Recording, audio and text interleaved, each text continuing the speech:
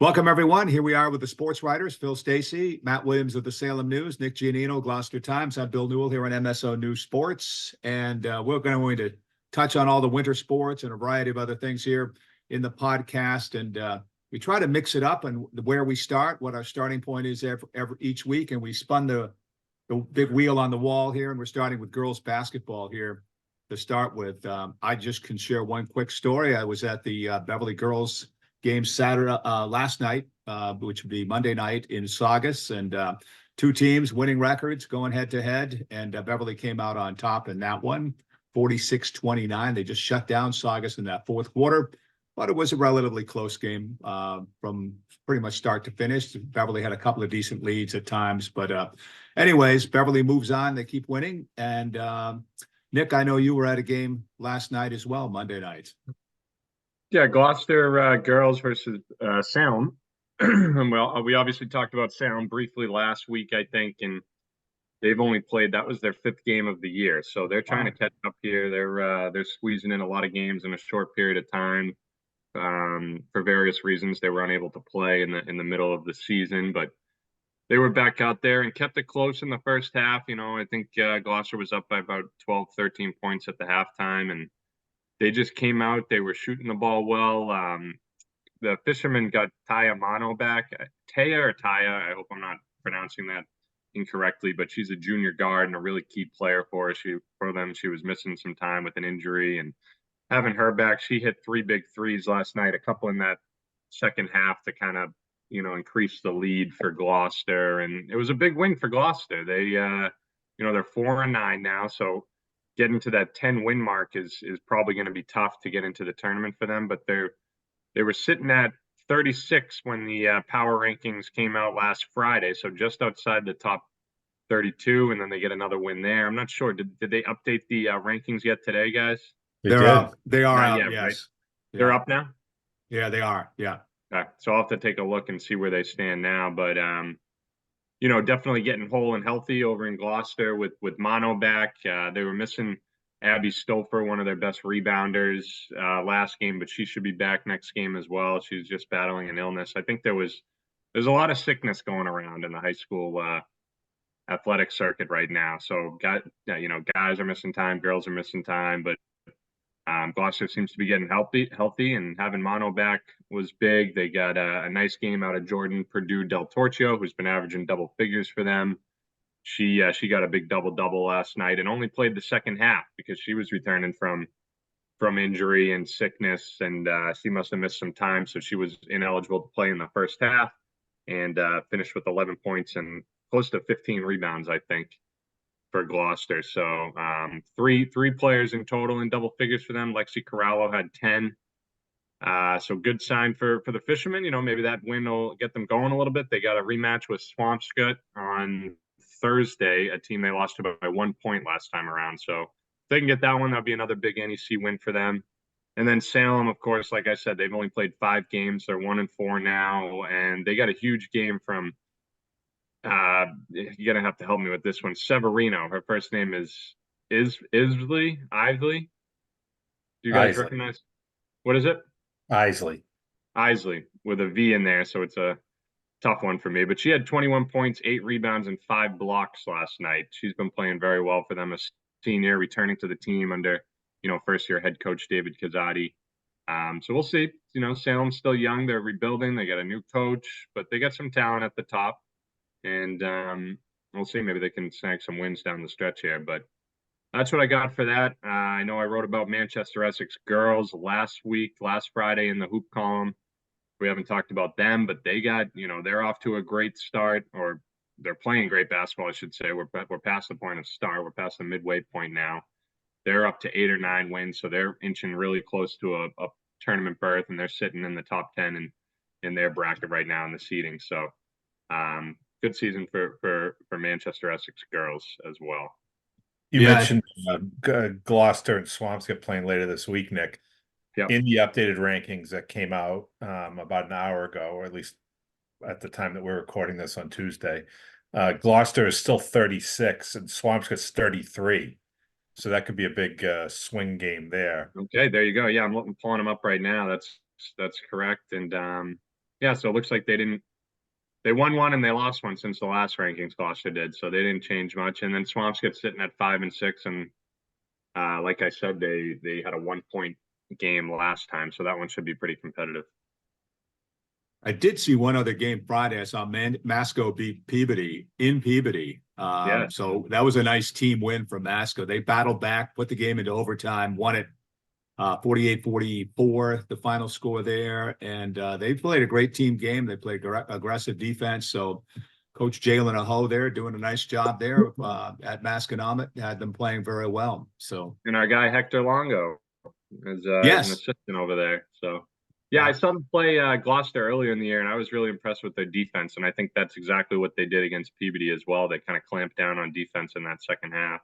They got a lot of quick guards. Willie, didn't you have a note in your column last week, or I don't know if it was last week or a couple weeks ago, about all the steals they're getting over in Masco? Mia Thurberge and who's the other one in the backcourt there that's getting a lot of steals? Avery. Bavardi? Bavardi, right? Yeah. Yep. Riley, yeah, they do, but they got size too. I mean, they murdered Peabody on the glass. Sophia Coburn was out with an injury, and Lizzie Betancourt got into some early foul trouble, and Masco took full advantage. I think they had 3 kids in double digits in rebounds in that game, and of course Ava Allen. They hit 2 threes the whole game. She hit one with about 20 seconds left to tie the game, and then first possession in overtime, Peabody hits a 3.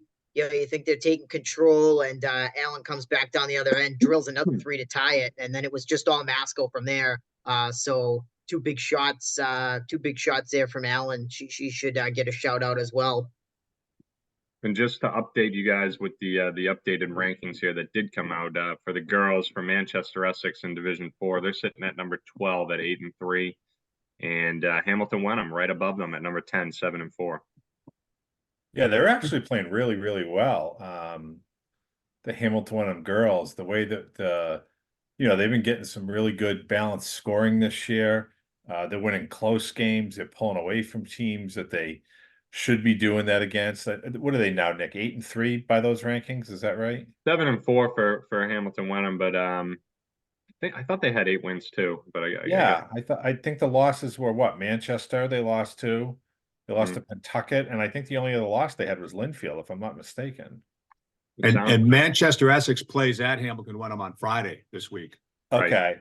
Right. I want to say that Hamilton Wenham has won like 6 of their last 7 with that lone loss at Pentucket, but they've been getting a lot of really good production from like Gabby Campbell. She's averaging about 12 points a game, 9 rebounds a game. Sadie Gamber is also right up around 8.5 points or so. Annie Moynihan's been playing well. Grace Harris has been playing well. Sasha, I'm going to butcher the last name here. Magonikov, if I'm pronouncing that right. She's been grabbing about 8 rebounds a game in addition to scoring about 7 points. So Mark Cole's team is getting a lot of good contributions there. It's been spread out and balanced, and you can see it in the win-loss results. Lost to Triton, it says, unless this score is backwards. So that's the 7-4. Huh. And I'd be remiss if I didn't. What's that? I thought we had them beating, but I could be wrong. On Arbiter, that's why their record is what it is in the power rankings. Like I says, it could have been entered backwards, but that's the one that's what it says. Very true. Very true. I was just going to say, I'd be remiss if we didn't mention Rockport as well. They're sitting at 7-5, so they're looking to get in with that 10-win mark. They're sitting just outside the top 32 in Division 5, the number 37. But winning record for them, winning record for the boys. So things are looking up for the Rockport hoops program this year, that's for sure. We don't want you to be remiss, Nick. Hey, can't be remiss. Right. I was feeling one of you guys might be looking remiss just a moment ago, and they're we're right on the edge there. Okay. All right. I guess we'll jump to boys basketball here. I know the Northeastern Conference had a night Monday night. So they played games. They're back at it again later in the week. But it still seems to be a scramble at the top. Peabody lost the other day, right? But they came back with a win. But it seems to build to be a big divide between the Dunn and the Lynch in this particular sport. I think everybody played a crossover game yesterday and rolled. Peabody is they're 7-1 in the league play. Masco and Marblehead each 5-2. Beverly and Salem each 5-3. So, they're all playing each other again. That's pretty tight as it is, and that could certainly bunch up even more if they continue to beat one another. Masco and Marblehead play Tuesday. Peabody and Beverly play Thursday. Salem and Marblehead, I believe, play on Friday. Yeah, So they do. there's Yeah. going to be some jockeying for position here, which I think is pretty entertaining. I mean, I think if you talk to any of the 5 coaches in the done, they'll tell you that these teams are all very evenly matched, and who makes a couple of extra shots or who brings their best game on any given day. Anybody can beat anybody. I don't think there's any real true favorites out of the 5. Never mind the top 2 or 3. I think all 5 are really kind of coin flip games. Most of the games between these teams have been nip and tuck. Phil saw one on Friday that was similar to some of the ones I've seen. I mean, Beverly raced out to a big lead over Marblehead, right, Phil? And then Marblehead kind of came Yeah, it was roaring back. crazy. I mean, they were up by 14 after Yeah. one quarter. It's 15 early in the second quarter, and then Marblehead ends up winning by 9 points. It's, you don't see that very often. That was a case, I think, where just Marblehead A stayed patient and B used their size on the block and on the defensive boards and just stuck with their game. I mean, I think they only hit 2 3-pointers the entire game, but just pounded it onto the boards there and getting those easy baskets, whether it's Nick Lemon, whether it's Ryan Comos or Scotty Campbell, any of those guys. And they got the job done. Had another good win last night in Winthrop. Masco's a team you got to watch out for. We've been talking about them a little bit. They're a sneaky 6-4, but they're 5-2, as Willie alluded to in league play. Devin O'Brien is playing really well. Jameson Vela is playing really well. Got a lot of guys that are sophomores that are getting a lot of good minutes right off the bat here. 4 in a row for them too. Yeah, 4 in a row. And Good Bill, you teams. touched upon Peabody. What was it last night, Willie, that Raphael had? Like 32 points, 6 rebounds, 6 assists, something like that. He had a great stat line last night. Yeah, he's really been scoring. I mean, he might be the leading scorer in the region by Friday. I mean, he's really been scoring the basketball very, very well. He's really taken over, and his teammates have been happy to defer to him. There's no trouble there. So he's really I want to say quietly having a great season, but I don't think it's so quiet anymore. I mean, the last 2 games I've been to, there've been a couple of Division III college people there to see him, giving him business cards and call me and whatnot. So certainly a rising star in the NEC to be sure. Yeah, Yeah, I they saw beat, Masco. Go ahead, Nick. I'm sorry. No, I was going to say Masco beat them too. So, I mean, big win for Masco there. They beat Salem as well, and they just beat Swampscott last night. So they're racking up the NEC wins 4 in a row. But yeah, Rafael playing some excellent basketball. And it's funny you mentioned the scouting there. I saw old Marblehead friend Patrick Bugler doing some scouting. I forget what college he was with. I want to say Eastern Nazarene, but that could be wrong. But he was there to scout, and I said, "Oh, who you looking at?" And he said Rafael. So he's getting some looks, and he's definitely gotten bigger this year too. He sprouted a little bit. I know his older brother had some big size, so he's still got room to grow too. But he's a strong guard. He's been playing really well, and together with him and AJ Forte in the backcourt, that's a formidable 1-2 punch there. Yeah. All right. Hey, Nick, before we go to hockey, you got an NBA basketball note here. We were just talking about before we started scoring. Just share with us, with our listeners, and what can you share with us here? Well, it was a crazy night in the NBA last night, right? Outside of the Celtics getting another win, we had Joel Embiid go for 70 points in a win over San Antonio and Victor Wembanyama. And then later on in the night, Karl Anthony Towns goes for 62 in a loss with Minnesota to the Charlotte Hornets. So I was trying to look up the instances that's happened where 2 guys have scored that many points in the same night. I heard on, last night when it was happening, it was the 4th time in the history of the league that 2 players have gone over 60 on the same night, but I can't find the other instances. I know Phil had recalled one towards the end of the year. There was a tight scoring race. I do want to say it was George Gervin back in the day that he was battling with someone, Phil, but I can't recall exactly. Yeah, I'll I do a think little it more was David research. Thompson, if I'm not mistaken. David Thompson, yeah. 1978 scoring title, yes. I'm looking it up here. David Thompson had 73 points on the final day of the season, and Gervin needed 59. He got 63. Okay. So 79 impressive. and 63. Yep, Yeah. That'll do it. So, not well, bad. Embiid becomes just one of what it looks like about 15 guys that have scored 70, and most of those guys are Will Chamberlain doing it multiple times. So that's elite Was company right Mamba the there. last guy Obviously, to do it? Kobe, and it was on the anniversary. What's that? Was Mamba the last guy to do it? No, Damian Lillard did it, and Donovan Mitchell did it, and Devin Booker did it against the Celtics a few years back. Kobe was Really? before that, but the funny thing is, the 70-point game for Embiid came on the anniversary of Kobe's 81-point game in 2006. Wow. Same day. I don't want to be a wise guy, but we did have 3 teams on the North Shore that scored over 60 points last night. So there you There go. you go. I think we hit over 60 in my men's league game too. So good. What do you play, like 12 quarters? How long what do you Yeah. guys play? Well, that's all Oh, yeah, night. That's like 2 hours, 3 20-minute nonstop. halves. 20-minute Yeah, all halves. Time. All right. I'm looking at the clock here. We got to move. We got to get on the ice right now. Phil, Matt, I don't know where you want to go here. Boys hockey, prep with a big come from behind win on Sunday, 5-2 Yeah. over BC. Yeah, come from behind in the sense that they fell behind 2-0 early, but I think from that point on, they got a big goal from Captain Jake Vanna and really started to take control from that point on. Led to their 10th straight win, 5-2 over BC High.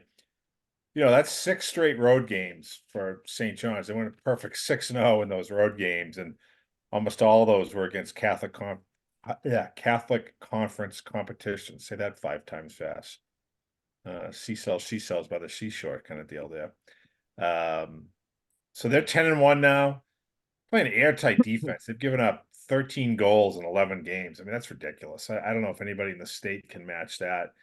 And the scoring isn't super abundant, but it's spread out. A lot of guys kind of between that 7 and 12 point mark for the Eagles. So I think that's one of the things that the coaching staff really likes about this team is that you can't key on one guy or even one line. If you bottle up the Vanna Rosa line, maybe it's the Cam Umla line that's getting it done, or with Cooper Hosman, or maybe it's even the third line getting it done on another day with Steiner and those type guys. So defense is playing very well. AJ Farisi is really looking good in goal. So they have what should be a 2-point game Wednesday against Malden Catholic, although you can't take anything for granted.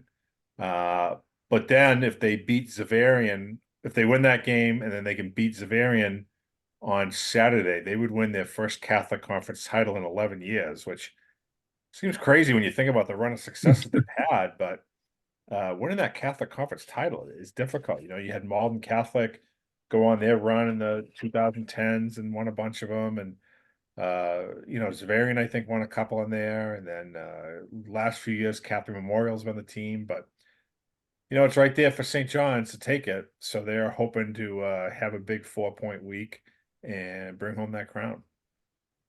Nice. Matt, anything else you want to share on boys hockey? We can go quickly also to girls. I know we can't cover everything from the past week or look ahead. Yeah, it seems like things are tightening up too. Masco's the boys seem to be playing pretty well. Gloucester, that was a heck of a finish between Danvers and Gloucester there on Saturday night. But Danvers, hanging tough in the power rankings, no worse for wear. Uh,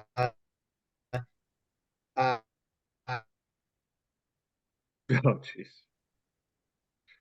Matt froze. We hope it's a. Rose. We hope Essex it's Tech took one on the chin last night in the power rankings and how poorly they do again. The shout out. Yeah, you cut out, Matt. Matt, you broke up on us here. Is it Against back? those, Yeah, we hear you now. Go ahead. I was just shouting out Winthrop. I mean, because we spend so much time saying the NEC loses all their boys, so the NEC boys big win for them should probably help everybody's power rank, really. Yeah, Referring to the Essex Tech is going to Winthrop be win, yeah. Essex Tech is going to be helped by playing both Newburyport and Winthrop the last two games. I mean, yeah, the losses, maybe don't look great when you see the record. I mean, they are 6-5-1, but it's certainly not going to hurt their power ranking playing two highly ranked teams like that. Even though Winthrop is a division below them, they're undefeated. They're top ranked in Division 4, so that's only going to help the Hawks, I think. Yeah, I was surprised it was this one side. I mean, I figured it'd be a closer game. That's all. I saw Winthrop just deserves some credit there for really taking care of business. Yeah, Winthrop's talented. I mean, they probably have the MVP for a second straight year, and Petey Silverman got a lockdown defense.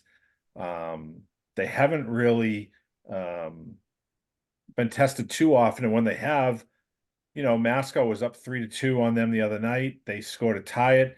Then they win it with 4 seconds left in overtime on the power play. Same thing, when they played Gloucester, they were up 4-0. Gloucester came back, made it 4-3, hit a post, and then Winthrop delivers the dagger late in the third period to win that game. So far they've taken on all comers and knocked them all off. Yeah, we had a post where Rick talked to Dale Dunbar, the Winthrop coach, and he was talking about the threes. I think getting 3 goals, and so 3 goals did it. That was the charm this week against Essex Tech, 5-2 win. So that's three's their charm, I guess. So that's something to keep in mind if you're playing Winthrop. Yeah.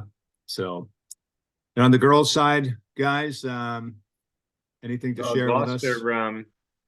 I can just say Gloucester girls qualified for the state tournament first time in their program history, right? They've only been a varsity program anyway since 2020 in recent years. And they shut out Shawsheen Tech 6-0 to officially punch that tournament ticket. 10-2-1 are the Fishermen.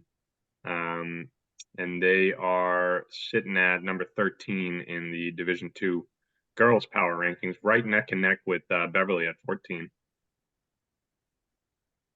I know Peabody, the PLNR team, is playing at Gloucester Wednesday afternoon at 4:00 at the Dorothy Talbot rink. Place you're very familiar with now, Nick. Yeah, I believe Matt is gonna head over to that game, get some coverage from that one, and the boys play right after against the Gloucester boys play right after against Marblehead, so I'll have coverage from that one. Be a busy day at Talbot Rink. Absolutely, nice Nick's early start used though. to the chill too, Bill. What'd you say? I said Nick's getting used to the chill. The first time he went there, he was like, "This is freezing." I said, it's not too bad there. Still cold, I got to put my my beanie cap on nowadays. Couple layers. It's nothing though. Here's my story from the Talbot rink. So Rick and I were doing a broadcast there many years ago, and we sat. We're on a platform right behind the scorers table, not on the fan side, but on the bench side. Yeah, I used to love watching the games from over there.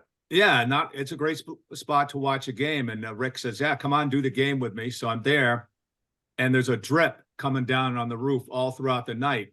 So I'm getting soaked, not soaked, but there's a drip. It's cold in there, and that's the last time. Later on that week is the first time I've ever had pneumonia. So, but I don't mind.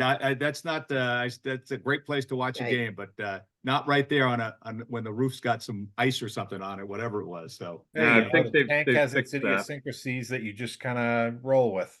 Yeah, absolutely. Yeah. Hey, did they fix that leak over at Marblehead High yet? They must have, right?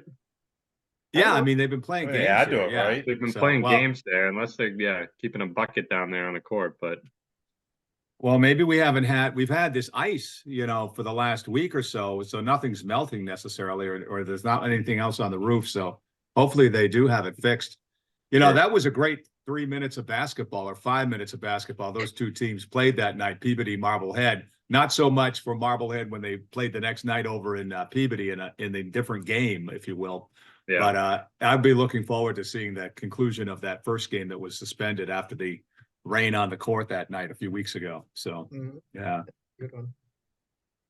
All right. Hey, I got to ask you guys this. Gerard Mayo, what are you guys thinking right now? Give me your updates. I've not listened to sports radio here in the last week ever since Belichick left. I just couldn't turn it off for a week or so there. But what do you think? Well, the one thing I'm gathering so far with Mayo is he's given us a lot more info than Belichick ever did, right? He's been pretty open with what their plans are and what they're trying to do, and so that's kind of refreshing. I mean, I'm guessing he realizes that not only draw more players in, potential free agents or make guys want to come to New England, he's got to keep the guys that are there, understanding that, hey, I've been here before and I know how things work, but it's going to be a bit different too. I'm going to put my own spin on things. I realize that maybe we need to update things a little bit and get a little more aligned with the offensive model in the NFL. So, I mean, so far, so good. We shall see. The draft will tell a lot, and who he hires for coordinators, things like that. You really don't think you can do much worse, and we've been especially offensively in terms of the coordinators. I was never a big fan of Bill O'Brien coming back. To me, when you play for when you coach with Nick Saban in Alabama and you coach under Belichick and you have Tom Brady at your disposal, to have never won either a Super Bowl or a national championship is almost hard to do. So, hopefully we can get somebody in here who can get the offense going a little bit. I mean, of course, you need the players to do that, and that runs from the quarterback to the line to the receivers. But just somebody with some different ideas in there, I think that's an important hire for Mayo. Yeah. Matt, you want to weigh in? Sometimes you can be kind of vocal on these things, opinionated. Maybe not so much today. Yeah, got the Boxwood flu today. You froze up again, Matt. This is discouraging because I think he was just about that close to going off on a real rant. He was. He was. In fact, right now, where he's at, people are going nuts listening to what he has to say. But Matt, you froze up on us. I think maybe you're back. Is that any better? It's okay right now, but yeah. Well, I just think we don't know. I mean, nobody knows. So it's exciting to find out. I mean, I'm optimistic so far, but not there's just no way to know. And I think like these people that tell you they know for sure it's going to be great or they know for sure it's going to be terrible, they don't know. We're just going to sit back and find out, right? And that's what makes it fun. So I'm looking forward to it. Just seeing what's going to happen, that to me is. But Willie, what if you go to all the home games? Don't you know everything? I mean, come on. Yeah, no, Don't you all know all the mechanisms of what happens and, get the read on the room and the lighthouse and everything? It's going to be all new guys. I mean, there's no way to know. Anybody who thinks they know, they're lying to themselves. And that includes the crafts. That includes the experts at the national level, the local level. I mean, this is all brand new. There's just, it's an unwritten book, right? And again, like I think that makes it exciting. I think that makes it exciting, and I think I liked a lot of the things I had to hear from Mr. Mayo. Some people were complaining about certain aspects of his conference or whatever, but I thought it was pretty encouraging. I thought he was very well spoken. Seems like a level-headed guy. Now whether or not he knows when to call timeouts and when to send the punt unit out and all that kind of stuff. Nobody knows. Like he's never done it before, so we're gonna find out. But I thought he was very well presented, and it's a nice change. But that's the risk you take when you hire someone with no experience. Sometimes it's a home run, and sometimes it's a rollover grounded to the pitcher's mound, right? And until he gets some live pitching here next year, we're not gonna know. And realistically, we're not going to know for like 3 years because anybody can have one good season, right? How many bozo coaches have had a great season and then they come back for the second season, and it's like, oh, they're terrible, right? So I am going to pledge to maintain an open mind about this. That's going to be what I'm going to try to do, because the opposite can happen too, right? He could start out terrible and then be great. I mean, that's kind of what happened to Belichick. So I even though it kind of goes against the NFL culture of like every game you have to either cut a guy or put him in the Hall of Fame. I think we have to be patient and see what happens. Well, I know I like Nick and I are disappointed at your response, Matt. We were looking Yeah, for it's, something with a little more fire on it. You know what I Right, mean? little more. I think brimstone. that's that's the best way to do it with this stuff. It goes counter to the reactionary stuff we see so much in these days. I don't like that stuff. I was looking for the rip of the day or something like that. I mean, bring it back. Come on. You know, We'll try if they deserve to be ripped or suspended. You must rip or suspend them. not the rip of the day. Not the rip of the day. Okay. Nick, were you going to say something? I'm sorry. No. I mean, I before I was going to mention the whole Steve Belichick thing, because I think that's really interesting if he's going to stay. They said he's still hanging around Foxborough a lot, and if they do keep him, he'll probably be like an assistant to the head coach type deal. He won't have a specific role, offense or defense. So I don't know. I just think that's an interesting tidbit as well, whether or not he's going to stay, because obviously he's got a lot of Bill Belichick in him. And do they want to just start fresh and get a whole new group in there, or is he going to stick around? I don't know. Just something to think about. I'm just thinking, are Tom Brady's kids old enough to coach? I don't think so, right? I think they're still a little too young. So. Yeah. Don't believe so. Yeah. No. All right, gentlemen, what are we looking forward to? I think we have just a couple more minutes left here, but what are we looking for this week? What should we be paying attention to? I know Salem High may host that reunion game on Friday with Marblehead to honor the 1990 state championship game in boys basketball. They're trying to work on that, put it together. I guess we'll know this week, but I know that's a possibility this Friday night. Big high school basketball night, possibly on the North Shore here. Nice. Cool. Well, Yeah. I know that, and Nick could probably tell you a little bit more about this, but we have the Northeastern Conference Cape Ann League Wrestling Championships taking place in Gloucester this Saturday.